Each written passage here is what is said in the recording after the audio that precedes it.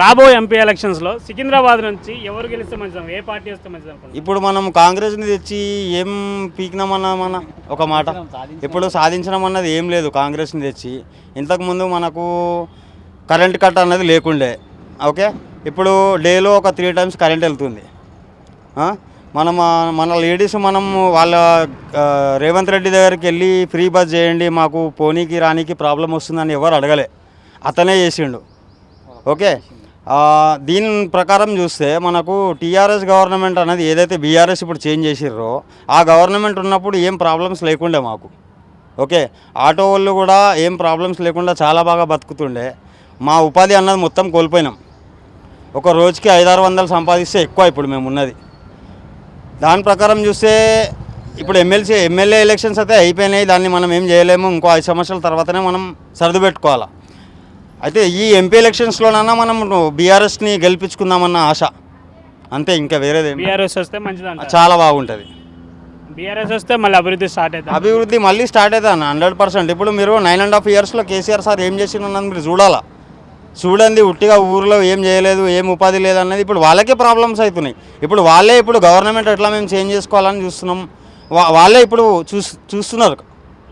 Government మేము కాంగ్రెస్ని తెచ్చుకున్నాం, ఏం ప్రయోజనం లేదు దానివల్ల.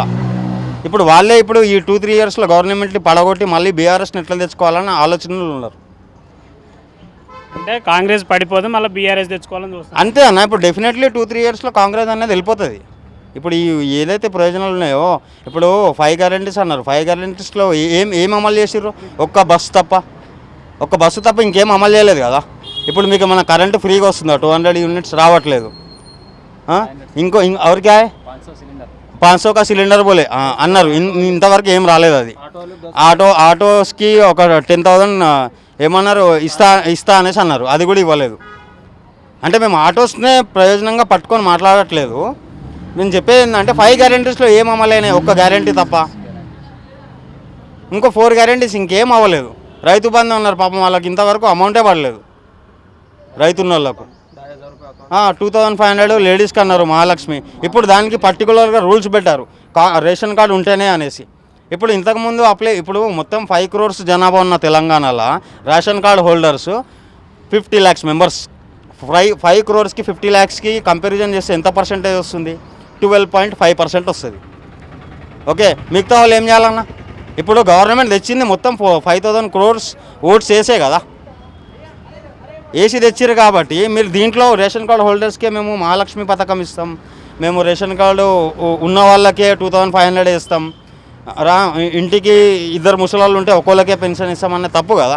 ముసలాళ్ళు అన్నది ఇద్దరు ప్రాణాలు, ఇద్దరికి ఇవ్వాలా పెన్షన్స్. గవర్నమెంట్ ఆలోచించాలన్నా, ఆలోచించి ఆచితూచి మేము ఈ ఇస్తాము అనేసి అంటే దాని తర్వాత పబ్లిక్ కూడా ఆలోచించి ఓట్స్ వేయాలి. ఇప్పుడు మొత్తం హైదరాబాద్లో ఎక్కడైనా కాంగ్రెస్ వచ్చిందా మీకు? మొత్తం హైదరాబాద్లో ఒక ఎంఐఎం రిజర్వ్డ్ సీట్స్ 7 వాళ్ళు కొట్టేసుకున్నారు. బీజేపీ 1 seat రాజాసింగ్ అతనికి వచ్చేసింది. మిగతా హోల్డర్స్ మొత్తం బీఆర్ఎస్ఏ అందరు వచ్చిర్రు. ఎందుకు కాంగ్రెస్ రాలేదు? చదువుకున్న వాళ్ళంతా తెలివితేటలు ఉన్నోళ్ళు గవర్నమెంట్ ఏం చేసింది అన్నది హైదరాబాద్ వాళ్ళకి తెలుసు. ఊర్లో ఏంటంటే మీరు 5,000 ఓటుకి ఇచ్చి మందు ఇచ్చి బిర్యానీ ఇచ్చి ఊర్లలో కొనేసి వాళ్ళ ఓట్లన్నీ మీరు కొనేసుకున్నారు, పెద్ద వివాహం వేసిర్రు మీరు. అది జరిగిన ప్రాబ్లం. ఇప్పుడు మా ప్రకారం ఇక్కడ ఎంపీ ఎవరైతే రావాలనుకుంటే అది బీఆర్ఎస్ఏ కావాలి. రాబోయే పార్లమెంట్ ఎలక్షన్స్లో సికింద్రాబాద్ నుంచి ఏ పార్టీ వస్తే మంచిది అనుకుంటున్నారు? కాంగ్రెస్ గవర్నమెంట్ వస్తే బాగుంటుంది. ఎందుకలా? ఎందుకంటే గత ప్రభుత్వము కేసీఆర్ ఏది చేయలే, మాకు ఏ విధంగా మాకు హెల్ప్ చేయలేదు. ఇల్లు కూలిపోయినా కూడా మాకు 10,000 కూడా మాకు ఇవ్వలేదు. మాకు డబల్ బెడ్రూమ్ రాలేదు, దళిత బంధు రాలేదు. పక్కకు ఎవరికైతే కావాల్సినో వాళ్ళకే ఇచ్చినారు. ఎందుకంటే ఈ ప్రభుత్వము చేస్తుందనేసి మాకు నమ్మకం ఉన్నది, కాంగ్రెస్ గవర్నమెంట్. గవర్నమెంట్ ఫామ్ అయ్యి చాలా రోజులు అవుతుంది కదా, ఇప్పటివరకు ఏమన్నా అమలు చేశారా? మాకు ఏం చేయలేదు మాకు ఇప్పటిదాకా. ఎందుకంటే మాకు దగ్గర ప్రూఫ్స్ కూడా ఉన్నాయి. వాళ్ళు ఎవరికైతే కావాల్సిన వాళ్ళు ఉన్నారో వాళ్ళకే పథకాలు అమలు చేసిన వాళ్ళు. మా దగ్గర ప్రూఫ్స్తో సహా ఉన్నాయి. మా దగ్గర ప్రూఫ్స్ అంటే మా దగ్గర దళిత బంధుకి ఏం కావాల్సిందో, మాకు ఇంకా మాకేమేమి గవర్నమెంట్ స్కీమ్ పెట్టిందో తెలంగాణ గవర్నమెంట్ స్కీమ్లో మా స్కీమ్స్ అన్నీ ఉన్నాయి. డబల్ బెడ్రూమ్కి పెట్టిన అప్లికేషన్ కూడా ఉంది మా దగ్గర. ఏది మా తెలంగాణ గవర్నమెంట్కి పెట్టిన ప్రూఫ్తో సహా ఉన్నాయి మా దగ్గర. మీకు కావాలంటే మీకు చూపించమంటే కూడా మేము చూపిస్తాం. మీకు చూపించమంటే మీకు చూపిస్తాం. మీకు లైవ్గా కూడా చూపిస్తాం. మీకు గవర్నమెంట్ది మాకు డబల్ బెడ్రూమ్ది మీకు చూపిస్తాను. ఆ ఇయర్ది కూడా చెప్తాను, ఎందుకంటే అప్పుడు గవర్నమెంట్ తెలంగాణ గవర్నమెంట్ ఉంది అప్పుడు. ఇదిగోండి చూసుకోండి, లైవ్గా చూసుకోండి. సారీ, ఇది రొటేషన్ అవుతుంది. ఇది 2018 application for grant for the double bedroom. Secunderabad నియోజకవర్గం నుంచి ఏ పార్టీ వస్తే మంచిది అనుకుంటున్నారు? నాకు తెలిసైతే కాంగ్రెస్ వస్తే బాగుంటుందండి. కాంగ్రెస్ వస్తే పని అవుతుంది. ఇప్పుడున్న ఎమ్మెల్యే ఎంపీలు కానీ ఇక్కడ ఏం పని చేయలేదు. ఎమ్మెల్యేగా సాయం ఉండే కంటోన్మెంట్ ఏరియా సికింద్రాబాద్లో ఆయన కొన్ని మంచి పని చేసినాక ఆయన బిడ్డ గెలిచింది ఇక్కడ. అట్లా అసలు వాళ్ళు మాకు కొత్తగా వస్తే బాగుంటుందని ఆలోచిస్తున్నాం. కానీ కాంగ్రెస్ వస్తే బాగుంటుంది. కాంగ్రెస్ వస్తే బాగుంటుంది. అంటే నేను మనం వాస్తవంగా చెప్పాలంటే నేను ఫస్ట్ నుంచి కాంగ్రెస్ మెంబర్ని. నాకు మేలు అయినాయి. ఇప్పుడు నేను నాకు ఇచ్చిన రేషన్ కార్డు కానీ కరెంట్ కానీ కాంగ్రెస్ వాళ్ళు ఇచ్చింది అప్పుడు రాజశేఖర హయాంలో. దాంతో కొంచెం మనం వింటున్నాం. అంటే పార్లమెంట్ ఎలక్షన్స్లో కాంగ్రెస్ పార్టీ వస్తే మంచిది అంటారు. కాంగ్రెస్ వస్తే బాగుంటుంది. మిగతా పార్టీ అంటే ఇక్కడ కొంచెం మనసు బాగాలేదండి. వాళ్ళ స్వార్థం కోసం వాళ్ళు నిలబడి చేసుకుంటే తప్ప కానీ వేరే వాళ్ళకి చేద్దామని ఏది లేదు. ఏం లేదు. కాంగ్రెస్ గవర్నమెంట్ అయితే పెద్ద కొన్ని గురించి ఆలోచిస్తుంది. వాళ్ళు తిన్నది ఎంత తెలియదు కానీ కాంగ్రెస్ పార్టీ మాత్రం చేస్తుంది పని. ఏం జరగలేదు మనకు. బీజేపీ తరఫున ఎలాంటి హెల్ప్ జరగలేదు.